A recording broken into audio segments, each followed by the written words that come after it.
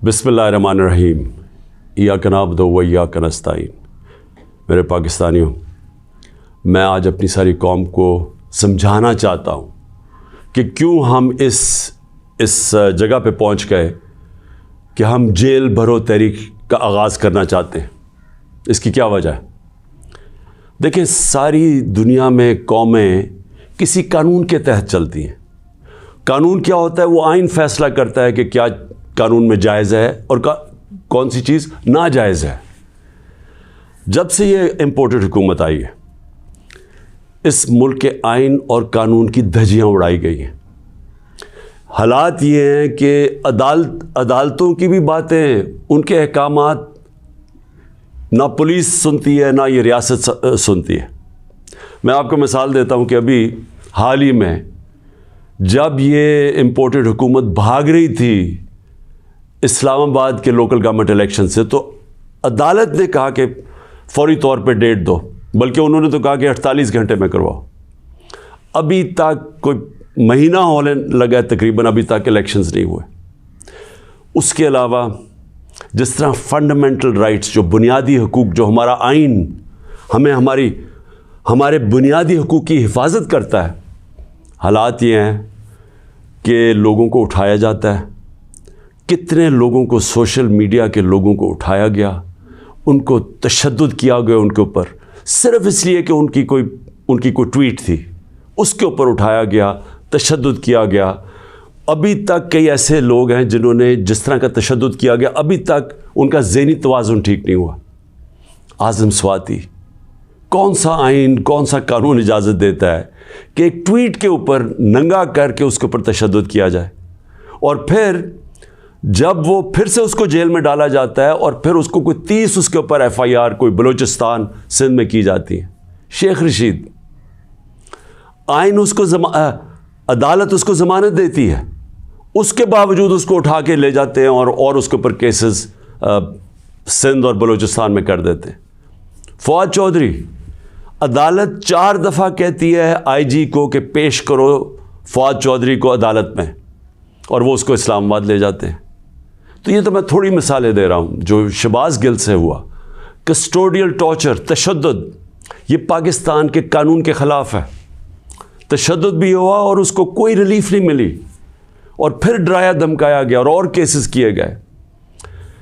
پرامن احتجاج ہمارا تھا 25 مئی کو، اس کے اوپر جو ظلم کیا گیا، کون سا قانون اور آئین ایک جمہوریت میں اجازت دیتا ہے کہ پرامن احتجاج کے اوپر تشدد کرو؟ انہوں نے 3 دھرنے ہمارے اگینسٹ دیے اور لانگ مارچز کی، کس کے اوپر ہم نے کوئی سختی کی؟ تو میں تو یہ تھوڑی سی مثالیں دے رہا ہوں آپ کو کہ ہمارا سارا جو ہمارے آئین اور قانون کے اوپر جو اعتماد ہے ہم اس قوم کا، وہ اٹھتا جا رہا ہے۔ اور بلکہ ہمیں یہ خوف ہے کہ جو اب آئین جو جمہوریت بیس ہوتی ہے جس آئین کے اوپر، اور جمہوریت کے اندر واضح طور پہ ہے کہ 90 دن کے اندر الیکشنز کروانے پڑیں گے۔ ہم نے اپنی 2 حکومتیں پنجاب اور سندھ میں کیوں گرائیں؟ گرائیں کیا ڈیزالو کی؟ خود کوئی ایسے نہیں کرتا۔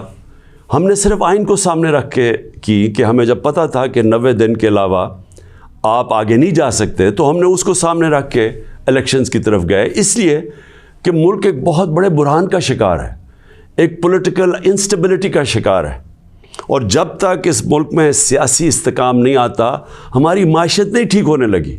تو ہم نے قربانیاں دی 2 گورنمنٹس کی، جو تقریباً 66% پاکستان ہے، صرف اس لیے کہ آئین 90 دن میں الیکشن کرواتا ہے۔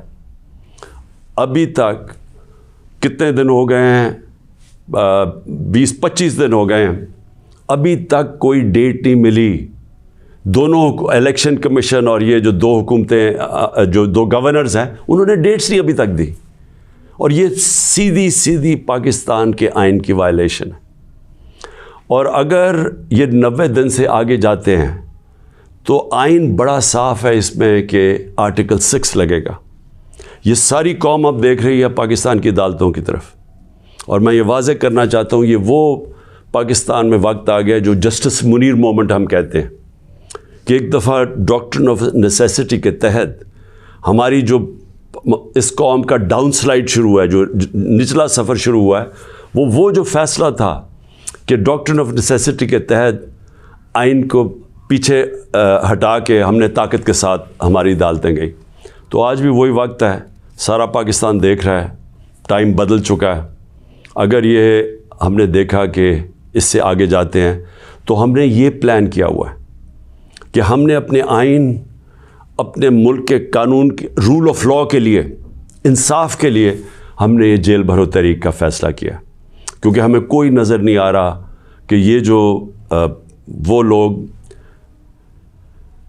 جن کی پر کرپشن کے کیسز, انٹرنیشنل انکشاف ہوتا ہے پینما کا, جس میں پتہ چلتا ہے کہ مریم نواز 4 مہنگے ترین لنڈن کی اپارٹمنٹس, جو کہ لنڈن کے سب سے مہنگے علاقے میں, اس پینما کے انکشاف میں پتہ چلتا ہے کہ اصل مالکہ ان کی مریم نواز تھی.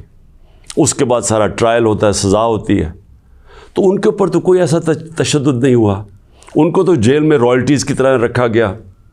ان کے ذرا دیکھیں جیل میں کیسے جا رہے تھے. تو یہاں ٹویٹس کے اوپر تشدد کیا گیا. تو اس لیے 2 راستے ہمارے سامنے. ایک راستہ یہ ہے کہ ہم توڑ پھوڑ کریں, انتشار پھیلے گا ملک میں, سڑکیں بند کریں, پتھراؤ کریں, پہیہ جام سٹرائک کریں. تو ملک کے تو آگے حالات وہ ہیں, پاکستان کی تاریخ میں معیشت ادھر تک نیچے نہیں پہنچی جو انہوں نے پہنچائی ہے, اور یہ ہم سب کو پتہ تھا ہونا ہی ہے. اور ہم نے جو اس وقت ان کے ہینڈلرز تھے ان کو واضح کر کے بتایا کہ اگر آپ نے سازش کر کے حکومت گرائی گئی, ان سے نہیں سنبھالی جائے گی, اور نہیں سنبھالی گئی. تو آج کبھی بھی اتنا بڑا اکنامک کرائسس نہیں آیا جو آج پاکستان میں ہے. کبھی عام لوگوں کی زندگی میں اس طرح کی مہنگائی نہیں آئی جو آج آئی ہے. جو بے روزگاری بڑھتی جا رہی ہے, ایک طرف مہنگائی بڑھ رہی ہے, بے روزگاری, تو ملک کے معاشی حالات تو بہت برے ہیں. تو ہم اس لیے اس کو سامنے رکھ کے, اور 26 سال کی سٹرگل میں کبھی بھی ہم نے انتشار کی پالیٹکس نہیں کی. لہٰذا یہ پرامن طریقے کا احتجاج ہے جیل بھرو تحریک. میں آج اپنے سارے کارکنوں کو, بلکہ میں تو پاکستانی عوام کو بھی یہ کہتا ہوں کہ یہ اس وقت آپ پالیٹکس نہیں کر رہے ہیں, آپ اپنے ملک کے لیے جہاد لڑ رہے ہیں, حقیقی آزادی کی جنگ لڑ رہے ہیں. میں آج آپ سب کو کہوں گا کہ میرے اپنے کارکنوں کو کہ جو ہمارے ضلعی صدر ہیں, ڈسٹرکٹ پریزیڈنٹس جو ہیں, ان کے اوپر رجسٹریشن شروع کریں کہ جنہوں نے ہم پہلے ہر پاکستان کے شہر میں ہم جیل بھرو تحریک شروع کریں گے.